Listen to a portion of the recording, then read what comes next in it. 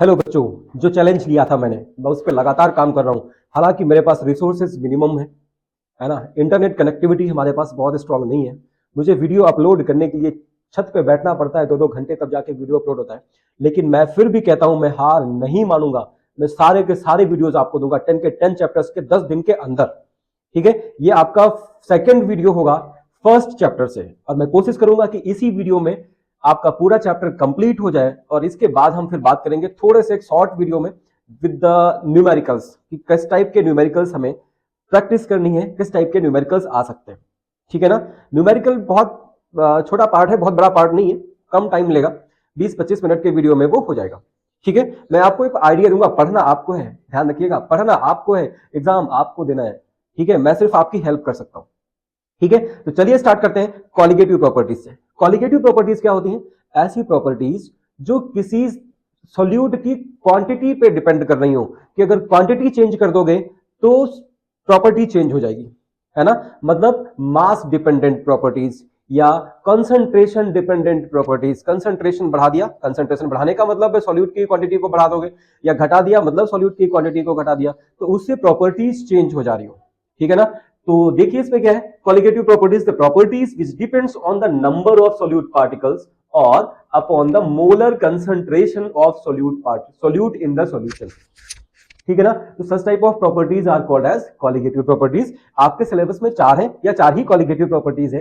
First है relative lowering in vapour pressure, next है elevation in boiling point temperature, third one is depression in freezing point temperature, and the fourth one is osmosis and osmotic pressure. ठीक है, तो चलिए start करते हैं first one. ध्यान रखिएगा, तैयार कर लेंगे यहीं पे, वीडियो पॉज कर देंगे, जो लिखा है आपने उसको याद कर लेंगे, उसके बाद आगे बढ़ेंगे। आज का आज ही तैयार होना चाहिए, कल हम इसको शॉर्टेस्ट टाइम में रिवाइज करेंगे, कल के लिए छोड़ेंगे नहीं। ठीक है, तो come to the first one, relative lowering in vapour pressure, या इसको शॉर्ट में लिख देते हैं RLVP। वेपर प्रेशर जानते हो, pressure exerted by the vapours of liquid, कब? When they are in equilibrium with liquid. मतलब जब लिक्विड और लिक्विड की वेपर्स एक दूसरे के साथ में इक्विलिब्रियम में हो, उस समय जो वेपर्स होंगी वो लिक्विड पे जो प्रेशर एक्सर्ट कर रही होंगी, उसी को हम क्या बोलते हैं? उसी को हम बोलते हैं वेपर प्रेशर। और इसमें है relative lowering in vapour pressure. Lowering मतलब कम हो जाना, रिलेटिव मतलब किसी सब्सटेंस के वेपर प्रेशर के कंपैरिजन में, है ना। तो इसको बोलेंगे relative lowering in vapour pressure. Vapour pressure कम हो गया मतलब देखो, when a non volatile solute, non volatile solute का मतलब जो वेपर फॉर्म में कन्वर्ट ना हो, लाइक NaCl, नमक, लाइक शुगर। ठीक है ना। तो when a non volatile solute is added to the solvent, पानी लिया आपने, पानी में आपने क्या डाल दिया? सॉल्ट डाल दिया।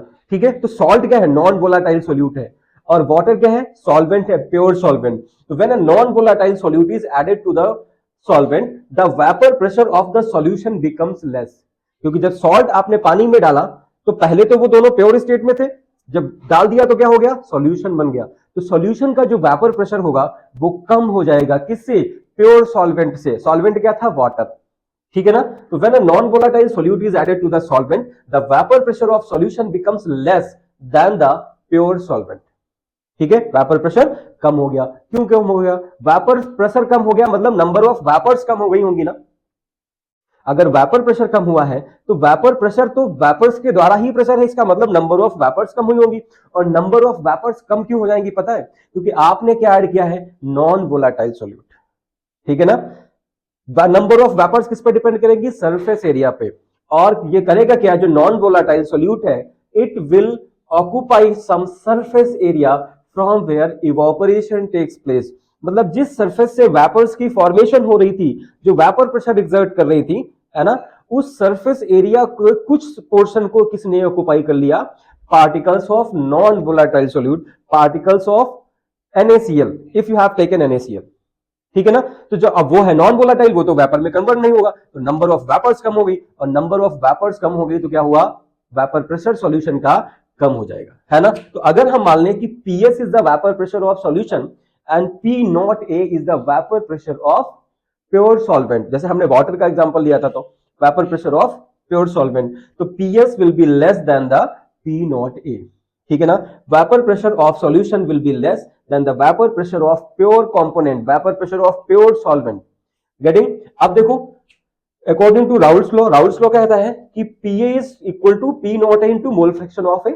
इससे पहले हम लोग पढ़ चुके हैं, अगर एक ही कंपोनेंट सॉल्यूशन में प्रेजेंट है, मतलब जो सॉल्यूशन है वो बहुत डाइल्यूट है, या तो आप कह लो कि उसमें बी पार्ट है ही नहीं, सॉल्यूट नहीं है, हम सिर्फ सॉल्वेंट की बात कर रहे हैं, तो उसको बोलेंगे PS, vapour pressure of the solution, और vapour pressure of PA is equal to P not A into mole fraction of A. ठीक है ना? मोल फ्रैक्शन ऑफ ए और मोल फ्रैक्शन ऑफ बी, इनका सम जो कितना होता है, 1 होता है। तो मोल फ्रैक्शन ऑफ ए निकालना होगा तो आप लिख दोगे 1 माइनस एक्स बी। तो हमने वही कर दिया यहाँ पे, P S equal to P not A, और एक्स ए या मोल फ्रैक्शन ऑफ ए जो लिया था हमने, इसकी जगह हमने रख दिया 1 माइनस एक्स बी, रख सकते हैं देखो यहां से। ठीक है ना? थोड़ा सा सिंप्लीफाई करिए, पी नॉट को इधर ले जाइए, तो P S upon P nought equal to 1 minus mole fraction of component B. अब इस इक्वेशन को अगर mole fraction of component B के टर्म्स में लिखोगे तो हो जाएगा 1 minus P S upon P not A. ठीक है? पीएस पता है आपको, पी नॉट ए पता है आपको, एक्स बी पता है, mole fraction of component B that is chi B. ठीक है ना? अब देखो हो गया, जब इसको सिंप्लीफाई करोगे तो आपके पास में इक्वेशन आ जाएगी, P not A minus P S upon P not A equals to mole fraction of component B. ठीक है ना? ये फॉर्मूला किस चीज का है जो आपको पता होना चाहिए, relative lowering in vapour pressure का। ठीक है? यहां तक समझ में आ रहा है? अब देखो P not A minus P S क्या है, lowering in vapour pressure. Pure form से वेपर प्रेशर ऑफ सॉल्यूशन को माइनस कर दोगे तो आपको मालूम चल जाएगा कि वेपर प्रेशर कितना कम हुआ, इसको बोलेंगे lowering in vapour pressure. And lowering in vapour pressure is not the colligative property, ध्यान रखिएगा, lowering in vapour pressure is not the colligative property. तो कॉलिगेटिव प्रॉपर्टी क्या होगी, जो मास पे डिपेंड होगी, है ना? तो हमें लेना पड़ेगा relative lowering in vapour pressure. ठीक है? ये लोवरिंग था, लोवरिंग को P not a vapour pressure in pure state से रिलेट कर दिया आपने, कंपेयर कर दिया एक तरह से बोले, तो इसको बोलेंगे relative lowering in vapour pressure. और relative lowering in vapour pressure मतलब ये जो इतना टर्म है P not A minus P S upon P not A, ये किसके बराबर है, mole fraction of component B, है ना? और मोल मतलब क्वांटिटी, है ना? मोल फ्रैक्शन मतलब मोल मतलब क्वांटिटी, तो क्वांटिटी पे डिपेंड कर रहा है, और क्वांटिटी पे डिपेंड कर रहा होगा तो ये क्या होगा, कॉलिगेटिव प्रॉपर्टी होगा। तो P not A minus P S is the lowering in vapour pressure and this is not the colligative property. लिख लो, एक नंबर का क्वेश्चन है। And P not A minus P S upon P not A is the relative lowering in vapour pressure and relative lowering in vapour pressure is a colligative property. क्यों? Because it depends on the mole fraction of component B, moles पे depend कर रहा है, mole fraction पे depend कर रहा है, तो ये कॉलिगेटिव प्रॉपर्टी। ठीक है?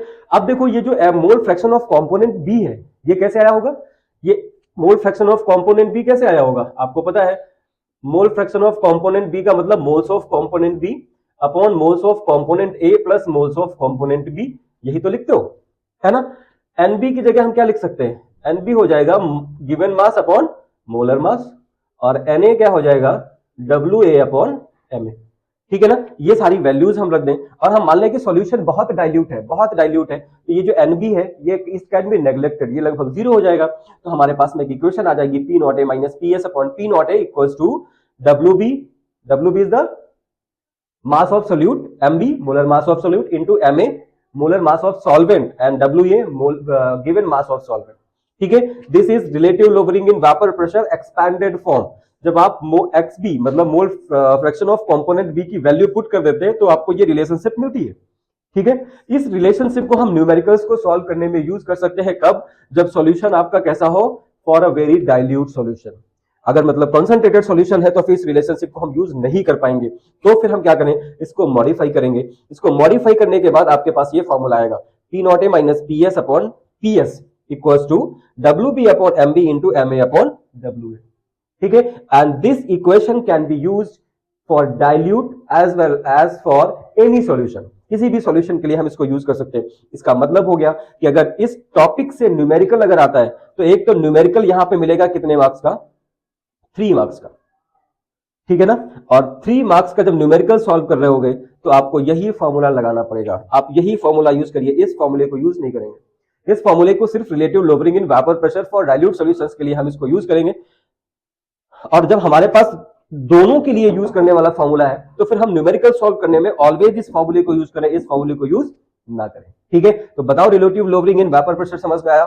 Next come to the elevation in boiling point temperature.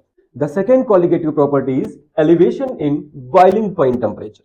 ठीक है? तो इसको पता होने से, ये पता होने से पहले आपको ये पता होना चाहिए क्या, कि बॉइलिंग पॉइंट टेम्परेचर क्या होता है। तो अगर हम सिंपल भाषा में बात करें तो बॉइलिंग पॉइंट टेम्परेचर क्या है, जिस टेम्परेचर पे कोई भी लिक्विड बॉयल करने लगे, that is boiling point temperature. Actual में होता क्या है, कोई भी लिक्विड बॉयल करता है तो तब करता है जब लिक्विड के सरफेस के ऊपर जो वेपर प्रेशर है एटमॉस्फेरिक प्रेशर के बराबर हो जाता है तब, ठीक है ना। तो boiling point temperature is the temperature at which vapour pressure over the surface of liquid becomes equal to the atmospheric pressure, ठीक है ना। अगर ऐसी कंडीशन होगी तो लिक्विड क्या करेगा, बॉयल करना स्टार्ट कर देगा, ठीक है ना। अब आपने क्या लिया, you have taken some non volatile solute is added to the pure solvent. आप ऐसे समझो कि आपने वाटर लिया, वाटर क्या है, वोलाटाइल प्योर सॉल्वेंट है, और उसमें उसका बॉइलिंग पॉइंट कितना है, 100 डिग्री सेल्सियस, आपको भी पता है, हमको भी पता है। अब आपने क्या किया, उसमें बॉइलिंग पॉइंट टेम्परेचर पे जब होगा वो, आपने उसमें 2 चम्मच क्या डाल दिया, NaCl डाल दिया। NaCl is non volatile solute. तो वो पानी जो बॉयल कर रहा होगा, ठीक है ना, प्योर जब होगा और आपने NaCl डाला तो वो बॉयल करना बंद कर देगा। क्यों? क्योंकि जो वेपर प्रेशर लिक्विड का होगा वो कम हो गया होगा देन द एटमॉस्फेरिक प्रेशर, ठीक है। तो यही लिखा हुआ है यहां पे कि if a non volatile solute like NaCl is added to the pure solvent like water, the vapor pressure of solution formed, solution जो बनेगा vapor pressure उसका क्या हो जाएगा, कम हो जाएगा।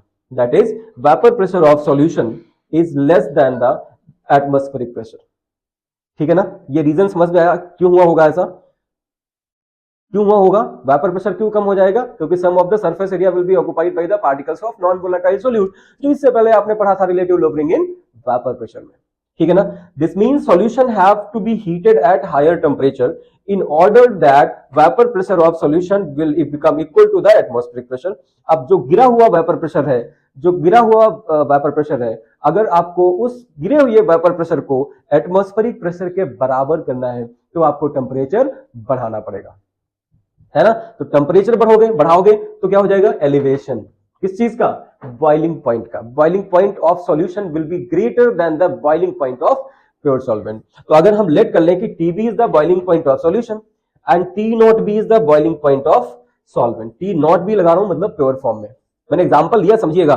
NaCl non volatile solute, water pure solvent, water का boiling point 100 degree Celsius, जब आपने उसमें नमक डाल दिया, NaCl ऐड कर दिया, नॉन वोलाटाइल सोल्यूट, तो क्या होगा, वेपर प्रेशर सॉल्यूशन का कम हो जाएगा, है ना। और उस कम हुए वेपर प्रेशर को अगर आपको एटमॉस्फेरिक प्रेशर के बराबर करना है तो you have to increase the temperature. क्यों? You have to increase the rate of evaporation, क्योंकि वेपर शीट तो जब वेपर प्रेशर एक्सर्ट करेंगी ना तो टेम्परेचर आपको बढ़ाना पड़ेगा, रेट ऑफ इवेपोरेशन बढ़ेगा, तो इसका मतलब हो गया टेम्परेचर बढ़ जाएगा, ठीक है। तो यहां पे देखो TB is greater than T0B, TB is the boiling point of solution and T0B is the boiling point of pure solvent। तो अगर आपको डेल्टा TB निकालना है, change in boiling point temperature, मतलब कितना चेंज हो गया NaCl वाटर में ऐड करने पर, तो ज्यादा से कम वाले को माइनस कर दो, तो आपने किया TB माइनस T0B, ठीक है ना। अच्छा एक चीज और सुनो, अगर आपने 2 चम्मच ऐड किया था, सपोज 5 डिग्री सेल्सियस का चेंज हो गया, हम मान लेते हैं कुछ देर के लिए, अगर आपने 8 चम्मच ऐड किया होता तो तब भी क्या 5 रहता, 5 डिग्री सेल्सियस का चेंज आया नहीं, क्या होता, तो ज्यादा सरफेस एरिया वो ऑक्युपाई करता, रेट ऑफ इवेपोरेशन कम कर देता, वेपर प्रेशर और कम कर देता। इसका मतलब हो गया ये क्वांटिटी पे डिपेंड करेगा, किस चीज पे, क्वांटिटी पे। कम less quantity, if less quantity of non volatile solute is added then the change will be less, है ना। And if larger quantity of non volatile solute is added तो क्या होगा, बॉइलिंग पॉइंट और कम बढ़ाना पड़ेगा आपको, वेपर प्रेशर और कम हो जाएगा, है ना। तो इसका मतलब हो गया ये क्वांटिटी पे डिपेंड कर रहा है भैया, क्वांटिटी पे डिपेंड कर रहा है तो कॉलिगेटिव प्रॉपर्टी है, और क्वांटिटी पे डिपेंड कर रहा है तो हम ऐसे भी कह सकते हैं कि delta TB is directly proportional to m, molality, है ना, मास डिपेंडेंट, ठीक है। तो delta TB equals to KB into m हो गया, गेटिंग। अब देखो यहाँ पे जो KB है ये कांस्टेंट है, इस कांस्टेंट को हम क्या बोलते हैं, मोलल एलिवेशन कांस्टेंट और मोलल इब्लियोस्कोपिक कांस्टेंट। यहां से एक नंबर का क्वेश्चन पूछ लेता है, मोलल इब्लियोस्कोपिक कांस्टेंट क्या होता है, बच्चा कंफ्यूज हो जाता है। तो इसको कैसे निकालें, देखो delta TB equals to KB into m है, if m is equal to 1 तो delta TB equals to KB, ठीक है ना। कि if the concentration of solution is 1 molar, तो जो change in boiling point temperature है वो किसके बराबर हो जाएगा, इब्लियोस्कोपिक कांस्टेंट के बराबर हो जाएगा, या मोलल इब्लियोस्कोपिक कांस्टेंट के बराबर हो जाएगा। ये ध्यान रखिएगा, मोलल इब्लियोस्कोपिक कांस्टेंट या मोलल एलिवेशन कांस्टेंट आपसे पूछ लेता है, ठीक है ना। अब पूछते पूछते तुम्हारी पूछ ना निकल आए, हनुमान जी मत बन जाइएगा, इसको याद रखिएगा, ठीक है ना। फिर जामवंत वहां एग्जाम में नहीं मिलेंगे आपको, बाहर मिलेंगे जो बताएंगे कि अरे यार इसमें तो ये था। समझ पा रहे ना। चलिए अब देखो क्या करते हैं, ये जो मोलैलिटी है इसकी वैल्यू हम पुट कर सकते हैं, W B upon M B into 1000 upon W A mass of solvent. तो हमने वैल्यू पुट कर दिया, तो ये इसका एक्सपैंडेड फॉर्म आ गया। ठीक है ना। यहां से हम निकालते हैं मोलर मास ऑफ सोल्यूट। तो मोलर मास ऑफ सोल्यूट अगर एमबी के टर्म्स में आपको निकालना है तो देखो ये ऊपर रहेंगे और ये नीचे हो जाएगा, है ना। तो हो गया M B equal to K B into W B into 1000 upon delta T B into W A. ठीक है ना। इस फॉर्मूले को हम यूज करते हैं कैलकुलेशंस में, न्यूमेरिकल्स में। और अगर यहां से आपको न्यूमेरिकल मिलेगा तो कितने मार्क्स का मिलेगा, 3 मार्क्स का मिलेगा। और अगर डायरेक्टली ये चीज पूछता है आपसे, ठीक है ना, तो ये 1 नंबर या 2 नंबर में, मोस्टली 1 नंबर में। ठीक है। समटाइम अगर फॉर्मूला भी साथ में आप पूछ लिया तो फिर 2 नंबर में पूछ लेगा, अदरवाइज नहीं पूछेगा। ठीक है। बट हाँ, अगर न्यूमेरिकल आता है तो 3 मार्क्स में आपको पक्का मिलेगा, पक्का वाला पक्का। ठीक है। और उसके लिए ध्यान रखना, अगर वाटर की बात करना हो सकता है टी नॉट भी वहां पे ना दे रखा हो, तो वाटर का कितना होता है 100 डिग्री सेल्सियस केल्विन में आप चेंज। ठीक है, इतना समझ में आ रहा। चलिए अब आते हैं थर्ड प्रॉपर्टी पे, थर्ड क्वालिटेटिव प्रॉपर्टी पे, depression in freezing point temperature. ठीक है ना। इसमें क्या है, देखो सबसे पहली चीज आपको क्या पता होनी चाहिए, तो सबसे पहली चीज आपको पता होनी चाहिए कि कोई भी सॉल्यूशन फ्रीज कब करेगा। कोई भी सॉल्यूशन कब फ्रीज करेगा, जब सॉल्यूशन का वेपर प्रेशर उसके प्योर फॉर्म के सॉलिड स्टेट के वेपर प्रेशर के बराबर हो जाएगा। मतलब a solution freezes when its vapor pressure becomes equal to the vapor pressure of pure solid solvent। ठीक है, यही एक कंडीशन है जिस कंडीशन पे कोई भी सॉल्यूशन फ्रीज करता है। अब देखो क्या है कि कोई प्योर सॉल्यूशन है, सपोज वाटर ले लेते हैं कि वाटर प्योर है, फ्रीजिंग पॉइंट कितना है 0 डिग्री सेल्सियस। ठीक है ना। तो उसका मेल्टिंग पॉइंट भी 0 डिग्री सेल्सियस होगा। इसका मतलब हो गया कि 0 डिग्री सेल्सियस पे solid state of matter and the liquid state of matter both are in equilibrium. ठीक है ना। तो हमने मान लिया कि 0 डिग्री सेल्सियस है वाटर का फ्रीजिंग पॉइंट।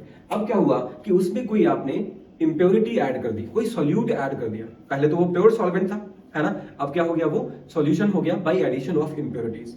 तो अकॉर्डिंग टू दिस कॉन्सेप्ट क्या कहता है कि जैसे ही हम इंप्योरिटी ऐड करेंगे या जैसे ही हम सॉल्यूट ऐड करेंगे प्योर सॉल्वेंट में, तो जो सॉल्यूशन का फ्रीजिंग पॉइंट है वो डिप्रेस कर जाएगा, लोअर हो जाएगा, कम हो जाएगा। मतलब क्या हुआ कि जो प्योर सॉल्वेंट 0 डिग्री सेल्सियस पे फ्रीज कर रहा था, वो सॉल्यूशन होने पर, इंप्योरिटी ऐड होने पर 0 डिग्री सेल्सियस पे फ्रीज नहीं होगा।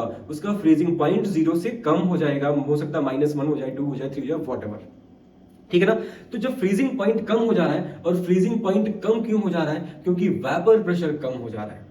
ठीक है ना। फ्रीजिंग पॉइंट कम क्यों हो रहा है, क्योंकि वेपर प्रेशर सॉल्यूशन का कम हो जा रहा है। और वेपर प्रेशर जब प्योर स्टेट में वाटर के बराबर होगा, only then it will freeze. ठीक है ना, समझ पा रहा हूं। तो सपोज हमने लेट किया कि if TF is the freezing point of the solution and T0F is the freezing point of pure solvent. ठीक है ना। तो अब देखो दोनों में बड़ा कौन है, T0F और TF में। TF है vapour freezing point of solution, तो सॉल्यूशन का तो कम होगा ना फ्रीजिंग पॉइंट, यही तो आपने पढ़ा है, डिप्रेशन इन फ्रीजिंग पॉइंट। ठीक है ना, क्योंकि सॉल्यूट ऐड करने पर, इंप्योरिटी ऐड करने पर फ्रीजिंग पॉइंट कम हो जाता है। तो T0F is greater than TF, जो प्योर सॉल्वेंट का फ्रीजिंग पॉइंट होगा वो ज्यादा होगा as compare to the solution. तो डेल्टा TF आप फाइंड कर लोगे। डेल्टा TF कैसे फाइंड करेंगे, ज्यादा से कम वाले को माइनस कर दो, आपको चेंज मिल जाएगा। तो आपने माइनस कर दिया T0F माइनस TF। तो डेल्टा TF यहां पे क्या हो गया, change in freezing point temperature कब, when a solute is added to the pure solvent। getting now you can see this is a colligative property। इसका मतलब ये भी किस पे डिपेंड करता होगा, मोलैलिटी पे डिपेंड करेगा। तो आपने लिख दिया कि जो चेंज है वो किस पे डिपेंड करेगा, मोलैलिटी पे, मतलब कॉलिगेटिव प्रॉपर्टी है ना। तो आपने लिख दिया delta TF is directly proportional to m, और जब प्रोपोर्शनलिटी का साइन हटाओगे तो आ जाएगा आपके पास में delta TF equals to KF into m।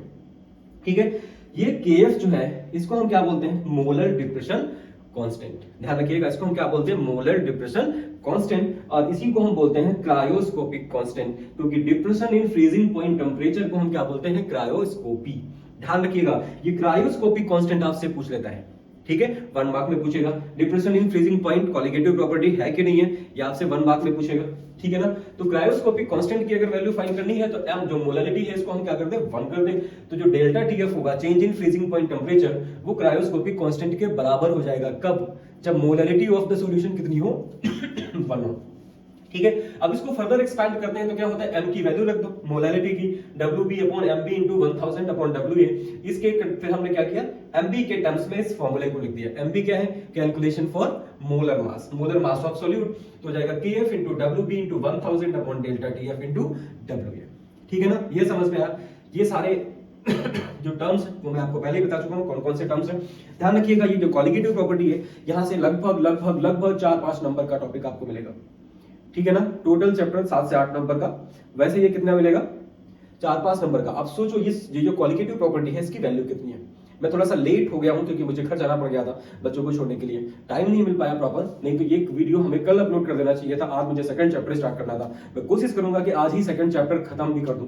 ठीक है ना, बट आप साथ में लगे रहिएगा, सपोर्ट जरूर करिएगा, सब्सक्राइब करते रहिए, शेयर करते रहिए। तो नेक्स्ट आ जाते हैं एंटी फ्रीज क्या होता है। एंटी फ्रीज भी आपसे पूछता है, इसमें बहुत बार एप्लीकेशन बेस्ड क्वेश्चन पूछ लेता है कि जो हिली एरियाज हैं वहां पे हम सॉल्ट का स्प्रे क्यों करते हैं, क्योंकि सॉल्ट का स्प्रे करने से क्या होगा, आइस जो है वो मेल्ट हो जाएगी, क्योंकि आइस का जो वेपर प्रेशर है वो सॉल्ट कम कर देगा, है ना। मतलब हम सिंपली बात कर सकते हैं depression in freezing point temperature की। ठीक है, तो चलिए हम पता एंटी फ्रीज सॉल्यूशंस। ये एंटी फ्रीज क्या होता है, इसको नाम से ही पकड़ लो। एंटी फ्रीज जैसे एंटी वायरस होता है, वायरस को किल करने के लिए, in a same way antifreeze मतलब एंटी मतलब नॉट फ्रीज, जो फ्रीज ना होने दे, है ना।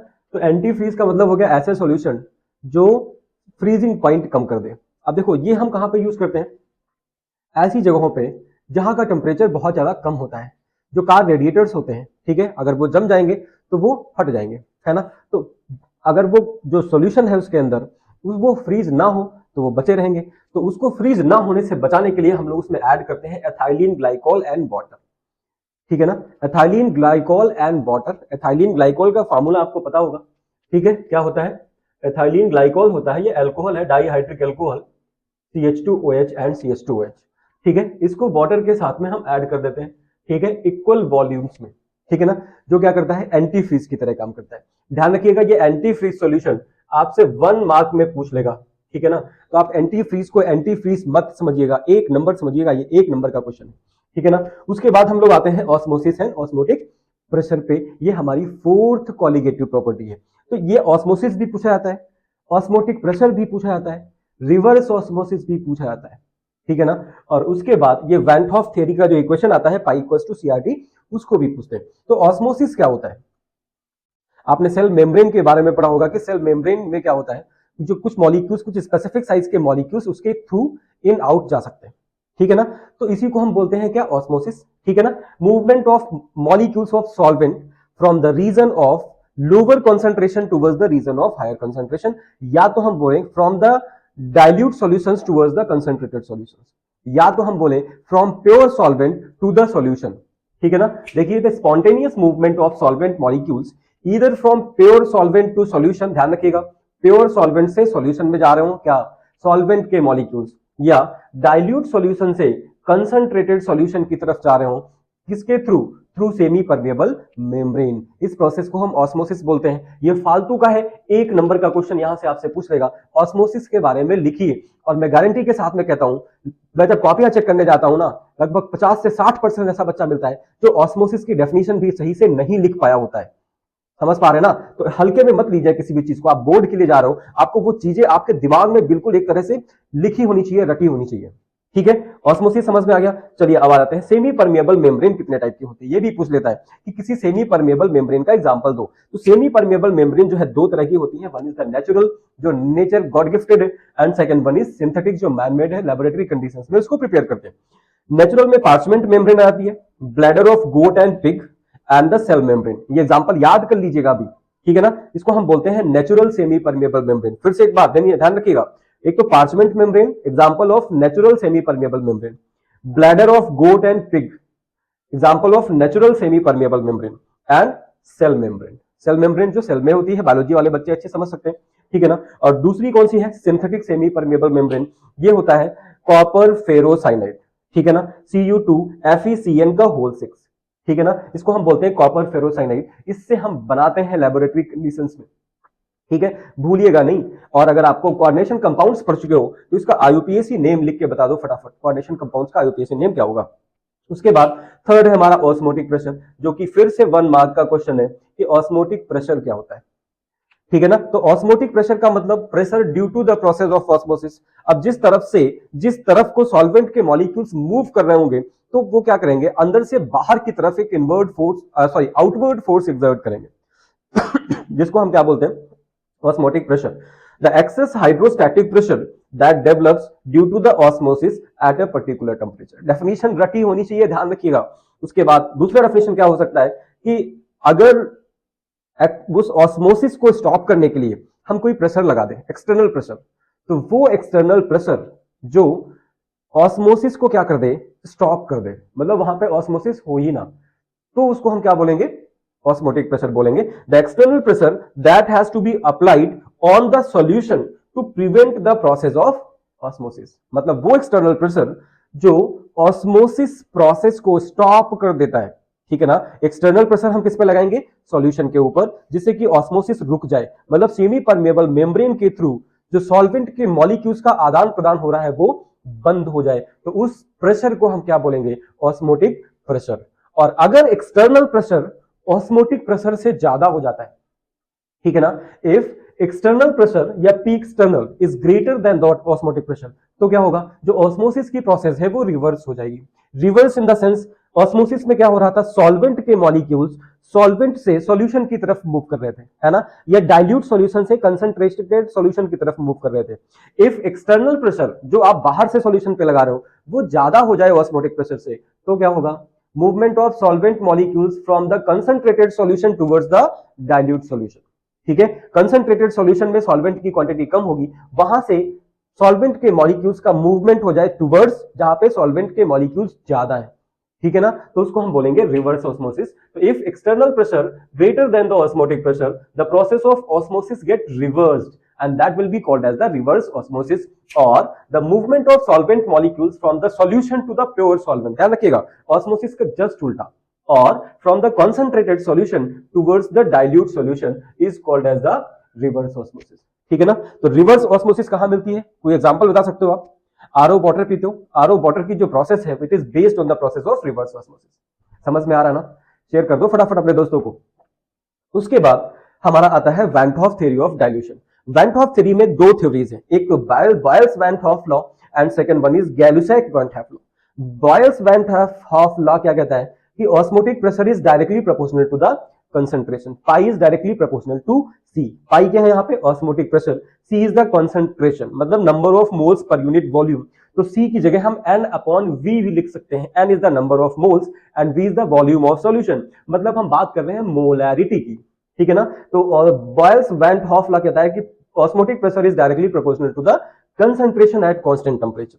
और इसी तरह से गैलुसैक वैन हॉफ लॉ क्या कहता है कि इफ कंसंट्रेशन इज कांस्टेंट तो ऑस्मोटिक प्रेशर जो है वो एब्सोल्यूट टेम्परेचर के डायरेक्टली प्रोपोर्शनल हो जाएगा। तो pi is directly proportional to T. अब हम क्या करें, फर्स्ट और सेकंड दोनों लॉज को मिक्स कर दें, कंबाइन कर दें, तो कंबाइन करने से हमारे पास आ जाएगा pi is directly proportional to C and T. अब प्रोपोर्शनलिटी हटाओगे तो एक कांस्टेंट देना पड़ेगा, तो आपने दिया कि pi equals to R C T या C R T, where C is the R is the solution constant, ठीक है ना, C is the number of moles per unit volume that is concentration. ठीक है, तो C की जगह हम n अपॉन v भी लिख सकते हैं। तो फर्दर सिंप्लीफाई करोगे तो आपके पास में एक फाइनल इक्वेशन आती है पाई v इक्वल्स टू nRT। यहाँ पे पाई क्या है, ऑस्मोटिक प्रेशर है, v is the volume of solution, n is the number of moles of solute present in the solution, r is the solution constant and t is the absolute temperature.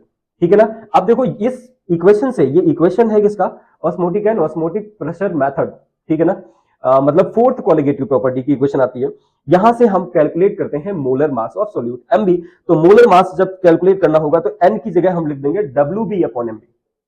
n की जगह क्या लिखते हैं, wb upon mb, number of mass of solute upon molar mass of solute, ऐसे तो निकालते हो number of moles. तो mb के टर्म्स में जब इक्वेशन लिखेंगे तो आपके पास में आ जाएगा wb into r into T upon pi into v। ठीक है ना, ये ऑस्मोटिक प्रेशर मेथड से मॉलिक्यूलर मास कैलकुलेट करने का फॉर्मूला है जो आपको आना चाहिए, आपको आना चाहिए, ये ध्यान रखिएगा, ठीक है ना। अब एक क्वेश्चन यहां से पूछा जाता है कि why osmotic pressure method is the best method to calculate the molecular mass of solute. भाई 4 कॉलिगेटिव प्रॉपर्टी आपने पढ़ी, कौन कौन सी, relative lowering in vapour pressure, वहां से भी हम molecular mass of solute calculate कर सकते हैं। Elevation in boiling point temperature, वहां से भी हम मॉलिक्यूलर मास कैलकुलेट कर सकते हैं सॉल्यूट का। तीसरा था depression in freezing point temperature, वहां से भी हम मॉलिक्यूलर मास कैलकुलेट कर सकते हैं। और फोर्थ है ये ऑस्मोटिक प्रेशर मेथड।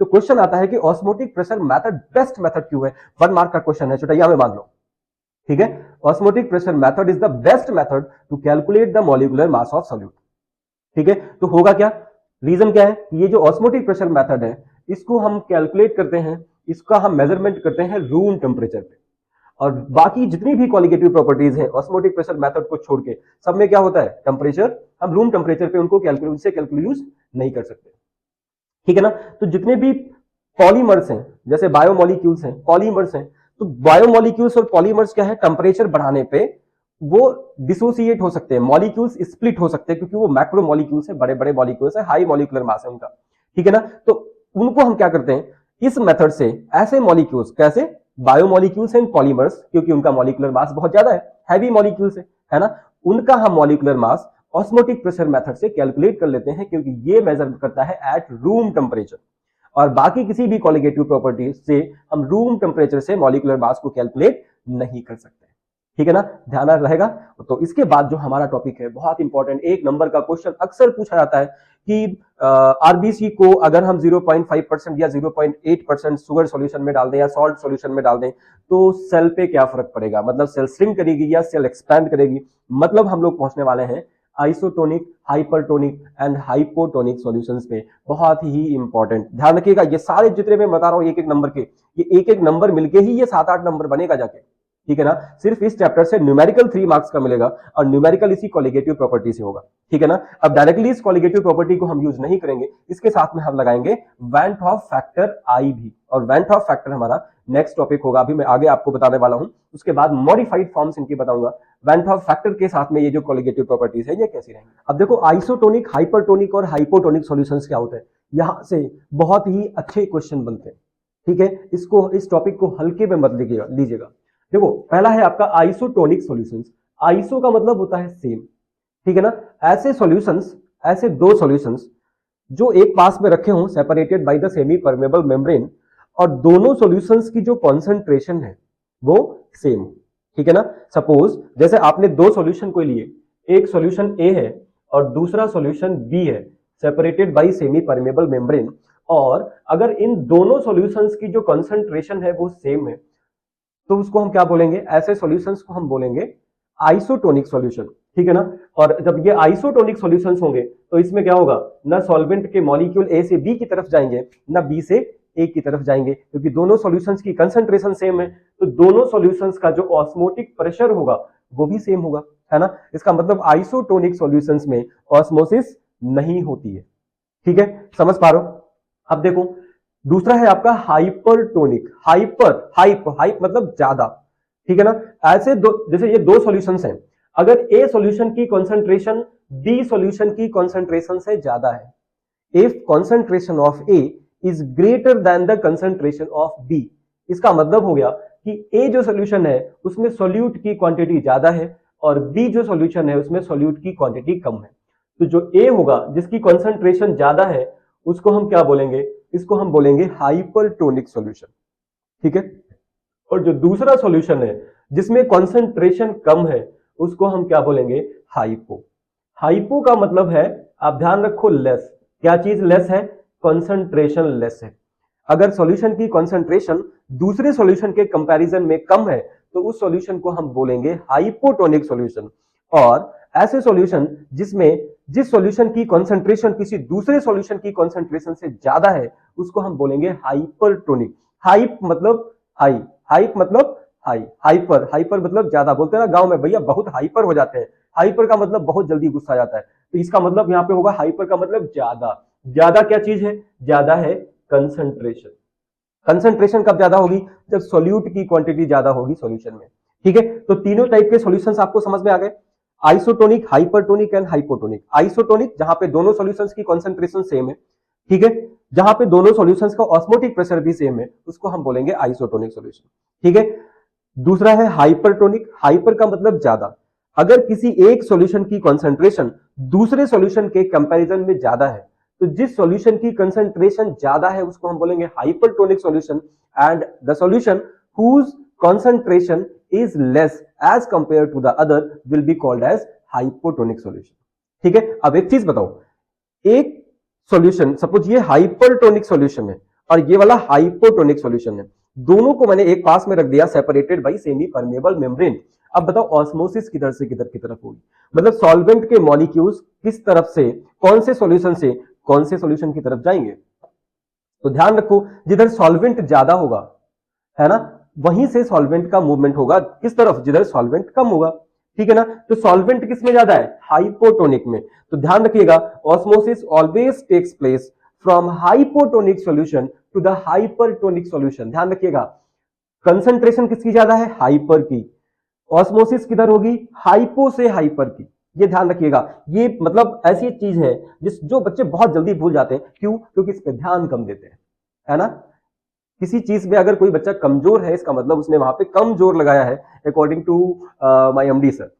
ठीक है ना, चलिए अब आते हैं, एक बहुत ही इंपॉर्टेंट क्वेश्चन बनता है कि जो आरबीसी होती है, जो आरबीसी है आपके ब्लड में, रेड ब्लड कार्पसल्स बोलते हैं, ठीक है ना, उसमें क्वेश्चन पूछता है कि अगर इसको 0.9% सॉल्यूशन में रख दें या 0.5% solution NaCl solution, aqueous NaCl solution में रख दें, तो सेल पे क्या फर्क पड़ेगा। ये बहुत ही इंपॉर्टेंट है, ध्यान रखिएगा। इसको जो है कहां बताए, कहां बांध लो, जहां जगह हो वहीं बांध लो, बहुत इंपॉर्टेंट है। और 98% बच्चा इसमें गलती कर देता है। ये क्वेश्चन आता है आपके एग्जाम में और 98% बच्चा इसमें गलती कर देता है। ठीक है ना, तो पहले आरबीसी के बारे में समझते हैं। RBC is the red blood corpuscle, ये रेड ब्लड सेल है, आपके ब्लड में मिलती है।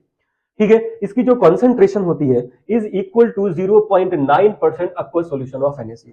मतलब आरबीसी की जो कंसंट्रेशन है वही ये कितनी है, 0.9% एक्वस सॉल्यूशन ऑफ NaCl के बराबर होती है। ठीक है, समझ पा रहे हो। अब क्या करें, अब कहता है कि इस आरबीसी को हम किसी ऐसे सॉल्यूशन में रख दें जिस सॉल्यूशन की concentration 0.9% aqueous solution of NaCl से कम हो, मतलब 0.8 हो, 0.5 हो, 0.6 हो, तो सेल पे क्या फर्क पड़ेगा। ठीक है, तो फिर से वही हाइपरटोनिक और हाइपोटोनिक का ये कि जो आरबीसी है, आरबीसी में कंसंट्रेशन कितनी है, 0.9% एक्वस सॉल्यूशन ऑफ NaCl, है ना। और इसको आपने सपोज रख दिया, इस आरबीसी को 0.5% एक्वस सॉल्यूशन ऑफ NaCl में रख दिया। तो अब बताओ हाइपरटोनिक कौन सा हो गया और हाइपोटोनिक कौन सा हो गया। जो आरबीसी होगी वो हाइपरटोनिक हो जाएगी, क्योंकि यहां पे कंसंट्रेशन कितनी है, 0.9%, और आपने रख दिया किसमें, 0.5%। तो 0.5% एक्वस सॉल्यूशन जो होगा वो हाइपोटोनिक हो जाएगा, एंड ये जो आरबीसी होगी ये कैसी हो जाएगी, हाइपरटोनिक। अब बताओ मूवमेंट कहां से कहां की तरफ होता है ऑस्मोसिस में, हाइपो टू हाइपर। इसका मतलब जो सॉल्वेंट के मॉलिक्यूल हैं वो 0.5 से किस में आएंगे, आरबीसी में। ठीक है ना, तो if RBC is placed in a solution whose concentration is less than 0.9% aqueous solution of NaCl, तो क्या होगा, ऑस्मोसिस इनवर्ड होगी। मतलब जो वाटर के मॉलिक्यूल्स हैं वो आरबीसी के अंदर जाएंगे और सेल जो है वो स्वेल कर जाएगी। ठीक है ना, सेल विल स्वेल अप। ठीक है, और अगर आप ज्यादा देर तक रखते हो तो क्या होगा, it will burst due to the osmotic pressure. ठीक है ना। दूसरा, if RBC is placed in the solution whose concentration is more than 0.9%, 0.9% RBC का है, और अगर इस आरबीसी को हम 0.9% कंसंट्रेशन से ज्यादा के सॉल्यूशन में रख दें तो क्या होगा, तो उल्टी प्रोसेस होगी, है ना। तो आरबीसी जो है वो हाइपोटोनिक हो जाएगी, और जो आपका सॉल्यूशन है जो मोर देन 0.9% है वो कैसा हो जाएगा, हाइपरटोनिक हो जाएगा। तो फिर क्या होगा, जो आरबीसी का वाटर है ना, वो मूव करेगा आउटवर्ड, बाहर की तरफ, टुवर्ड्स द सॉल्यूशन। तो क्या होगा, सेल या आरबीसी गेट श्रिंक्ड। ध्यान रखिएगा कि मोस्ट इंपॉर्टेंट पॉइंट है, इनको जहां जगह हो वहां छुपा के रख लो। ठीक है, बार बार रिवाइज होते रहना चाहिए। ठीक है ना। दूसरा, कभी कभी क्वेश्चन पूछता है कि ऐसे पीपल जो हाई ब्लड प्रेशर के पेशेंट हैं, जिनको हाई बीपी हो जाता है, तो डॉक्टर उनको नमक खाने से कंप्लीटली मना कर देता है कि भाई नमक मत खाओ।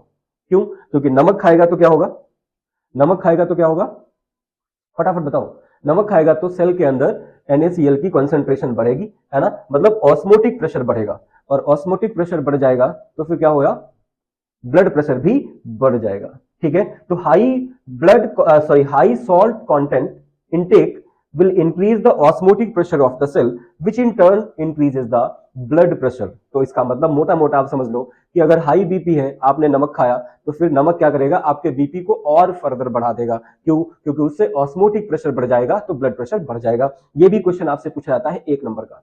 ठीक है, मैं सारे क्वेश्चन एक एक नंबर का बता रहा हूँ, न्यूमेरिकल को छोड़ के। Numerical will be of 3 mark, बाकी सारे 1 1 मार्क में। एक और डिजीज होती है जिसको एजमा बोलते हैं, EDEMA।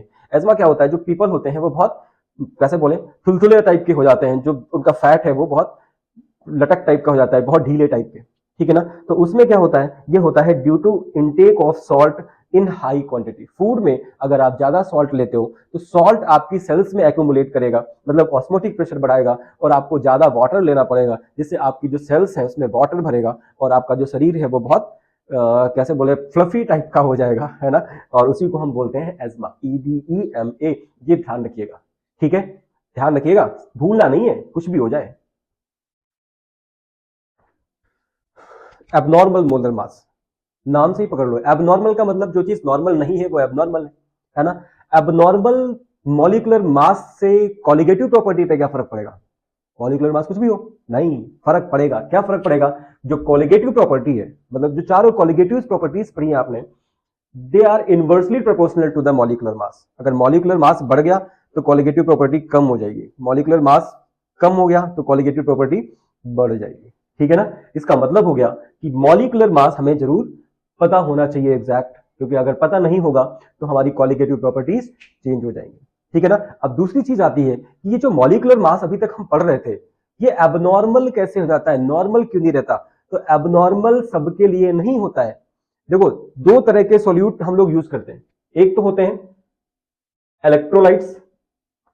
इलेक्ट्रोलाइट्स का मतलब है ऐसे सॉल्यूट्स जिनको जब हम एक्वस मीडियम में डालते हैं, जब हम सॉल्वेंट में डालते हैं, तो या तो दो मॉलिक्यूल या चार मॉलिक्यूल आपस में जुड़ जाते हैं, है ना, मतलब एसोसिएशन हो जाता है, या क्या होता है, मॉलिक्यूल्स स्प्लिट हो जाते हैं तो डिसोसिएशन हो जाता है, ठीक है ना।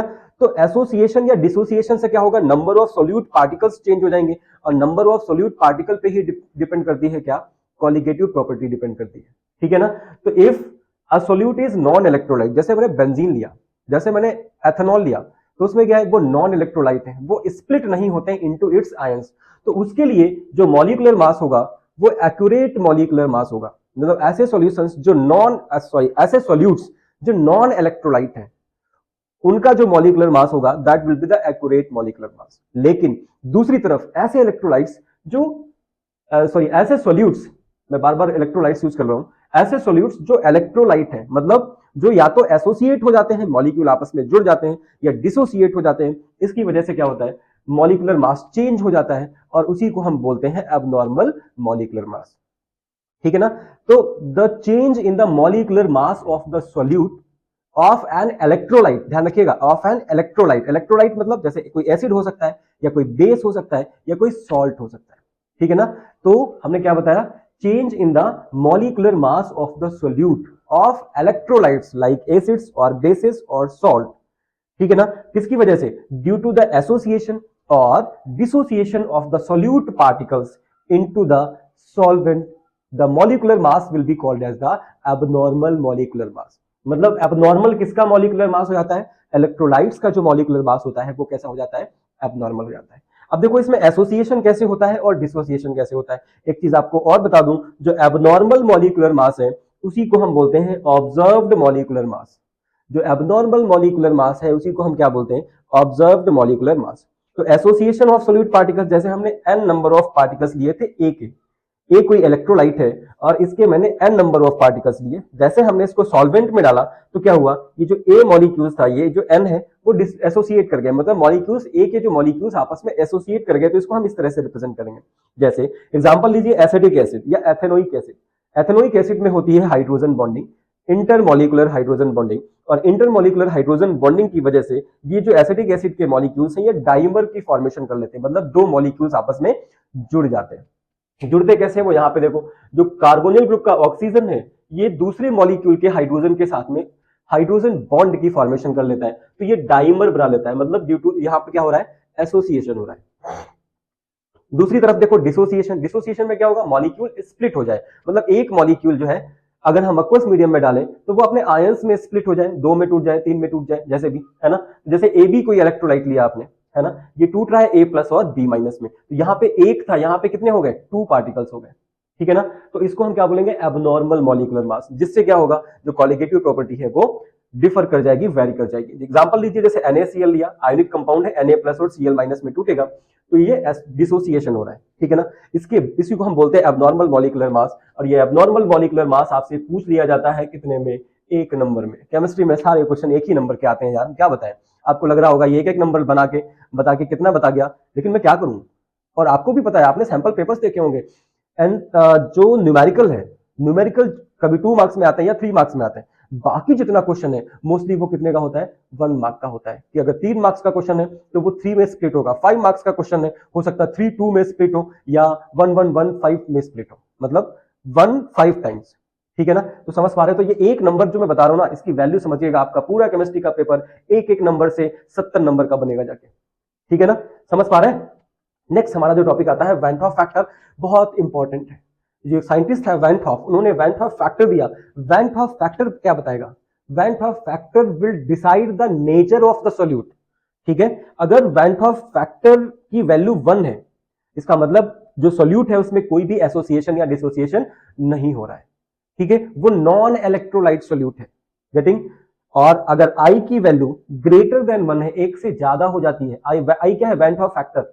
वैन हॉफ फैक्टर को हम आई से रिप्रेजेंट करते हैं। If value of I is greater than 1 तो क्या होगा? मतलब एक से ज्यादा हो रहा है तो डिसोसिएशन हो रहा है, मॉलिक्यूल स्प्लिट हो गया। और आई की वैल्यू 1 से अगर कम है तो क्या हो रहा है? एसोसिएशन हो रहा है। ये आप लिख लो, इसकी जरूरत पड़ेगी आपको। आपसे पूछा जाता है expected value of van Hoff factor, जो कि 1 मार्क का क्वेश्चन बनता है। ये एक तो डायरेक्टली पूछ लेता है आपसे कि वैन हॉफ फैक्टर क्या होता है, भाई बताओ। तो वैन हॉफ फैक्टर आपको बताना पड़ेगा कि ये क्या है। It predicts the nature of the solute. इसके दो फॉर्मूले हैं, I equals to observe colligative property upon normal colligative property, या आई इक्वल्स टू ये दूसरा वाला फॉर्मूला, ठीक है। इतना याद रखना है। प्लस आपको ये भी साथ में लिखना पड़ेगा कि if I is equal to 1 then this, I is greater than 1 then this, and I if I is less than 1 then this, ठीक है। इतना समझ में आ रहा है? अब देखो यहां से एक क्वेश्चन और पूछता है। एक क्वेश्चन और क्या पूछता है, मैं यहां पे छोटा सा ब्लॉक बना के लिख देता हूं। एक्सपेक्टेड वैल्यू ऑफ आई, जैसे आपको दे दिया NaCl, कह रहा है NaCl कोई सोल्यूट है, what will be the expected value of I. तो आपको पता है जो NaCl है ये स्प्लिट होगा किसमें? Na plus plus Cl minus में, 2 आयंस बन जाएंगे, तो आई की वैल्यू एक्सपेक्टेड वैल्यू कितनी हो जाएगी? 2, ठीक है। अगर लिया होता CaCl2, कहता आपसे इसकी एक्सपेक्टेड वैल्यू बताओ आई की, तो फिर क्या होगा? जो CaCl2 है वो टूटेगा Ca2 plus plus 2Cl minus, कितने आयन हो गए? एक तो Ca हो गया और 2 Cl हो गए, तो आई की वैल्यू कितनी आ जाएगी? लगभग 3, ठीक है ना। इसी तरह से अगर हमने सपोज AlCl3 लिया, AlCl3 लिया, आप बताइए यहां पे कमेंट करिए एक्सपेक्टेड वैल्यू ऑफ आई क्या होगी, ठीक है। एक और एग्जांपल ले लेता हूं, Al2SO4 होल थ्राइस में एक्सपेक्टेड वैल्यू ऑफ आई आप कमेंट करके बता दो। कंपाउंड का नेम लिखिएगा कि AlCl3 की एक्सपेक्टेड वैल्यू इतनी होगी, और Al2SO4 whole thrice aluminium sulphate की एक्सपेक्टेड वैल्यू क्या होगी, ठीक है ना। अब ये जब एक्सपेक्टेड वैल्यू आपको मालूम चल जाएगी तो इसके बेसिस पे क्या होगा, जो कॉलिगेटिव प्रॉपर्टीज के जो फॉर्मूले लिखे थे वो आपके जो है चेंज हो जाएंगे। जैसे अब देखो मैं यहां पर लिख देता हूं फटाफट। अभी तक जो कॉलिगेटिव प्रॉपर्टीज पढ़ रहे थे आप, वो कॉलिगेटिव प्रॉपर्टीज के जो फॉर्मूले हैं उसमें थोड़ा सा मॉडिफिकेशन करना पड़ेगा after this van Hoff factor, ठीक है ना। तो आपने फॉर्मूला लिखा था relative lowering in vapour pressure में, RLBP में फॉर्मूला क्या था? P0A minus PS upon PS। ये फॉर्मूला मैं उसके लिए लिख रहा हूं जो डाइल्यूट और कॉन्सेंट्रेटेड किसी भी सॉल्यूशन के लिए हम यूज कर सकते हैं, ठीक है ना। ये इक्वल्स टू था मोल फ्रैक्शन ऑफ सोल्यूट, है ना। तो यहां पे आ जाएगा I into mole fraction of solute, ठीक है ना। इसी तरह से दूसरा फॉर्मूला था elevation in boiling point temperature, delta TB equals to KB into M, है ना। यहाँ पे हम आई इंट्रोड्यूस कर देंगे। आप कोई भी न्यूमेरिकल लगाओगे, चाहे वो जो सोल्यूट है वो चाहे इलेक्ट्रोलाइट हो चाहे नॉन इलेक्ट्रोलाइट हो, आपको यही फॉर्मूला अप्लाई करना पड़ेगा, ये ध्यान रखिएगा, ठीक है। और अगर नॉन इलेक्ट्रोलाइट है तो आई की वैल्यू 1 रहेगी, और अगर इलेक्ट्रोलाइट है, एसोसिएशन या डिसोसिएशन हो रहा है, तो फिर क्या होगा? आई की वैल्यू चेंज हो जाएगी, ठीक है ना। तो I into KB into M. तीसरा क्या था? Delta TF equals to I into KF into M हो जाएगा, है ना। जो फोर्थ वाला फॉर्मूला है वो क्या होगा? फोर्थ था आपका osmotic pressure, pi equals to CRT लिखते थे आप ना, यहाँ पे हो जाएगा आई इंटू CRT, ठीक है ना। These are the simply you can say modified formulas of the colligative properties. और आप कॉलिगेटिव प्रॉपर्टीज से रिलेटेड जो भी न्यूमेरिकल करोगे उसमें हमें ये आई की वैल्यू लिखनी पड़ेगी, आई लिखना पड़ेगा साथ में, नहीं तो बहुत बार बच्चे क्या करते हैं, आई की वैल्यू पुट नहीं करते हैं और जो न्यूमेरिकल है वो रॉन्ग हो जाता है। ठीक है, come to the relationship between degree of dissociation alpha and I, और यहां से न्यूमेरिकल फंसता है 3 मार्क्स का। ठीक है ना, तो चलिए स्टार्ट करते हैं। डिग्री ऑफ डिसोसिएशन क्या होता है, अल्फा। डिग्री ऑफ डिसोसिएशन या डिग्री ऑफ एसोसिएशन, दोनों को हम रिप्रेजेंट करते हैं अल्फा से। तो अल्फा होगा डिग्री ऑफ डिसोसिएशन के लिए number of moles of electrolyte dissociated upon total number of moles of electrolyte, मतलब कितने मॉलिक्यूल मोल्स आपने लिए, है ना, और ये है कितने मॉलिक्यूल्स जो है वो डिसोसिएट हो गए। Getting. And degree of association क्या है, number of moles of electrolyte associated upon total number of moles of electrolyte. ठीक है, तो ये सिंपल, इसकी कोई खास जरूरत नहीं पड़ती है, बट पता होना चाहिए आपको, क्योंकि क्वेश्चन में दे रखा होता है कि इतने परसेंट डिसोसिएशन हो गया, 20% डिसोसिएट हो गया, या 30% डिसोसिएट हो गया, 70% डिसोसिएट हो गया, या एसोसिएट हो गया, वॉटएवर। ठीक है, तो अब यहां पर रिलेशनशिप है अल्फा और आई में, तो एसोसिएशन में हम जो फॉर्मूला लगाएंगे, alpha equal to I minus 1/1/n-1। ठीक है, और डिसोसिएशन में क्या हो जाएगा, alpha equal to I minus 1/n-1। ठीक है ना, यहां पे n क्या है, number of molecules of electrolyte associated और डिसोसिएटेड। आप नंबर ऑफ मॉलिक्यूल्स को या नंबर ऑफ मोल्स को, क्योंकि नंबर ऑफ मोल्स ज्यादा बेटर रहेगा।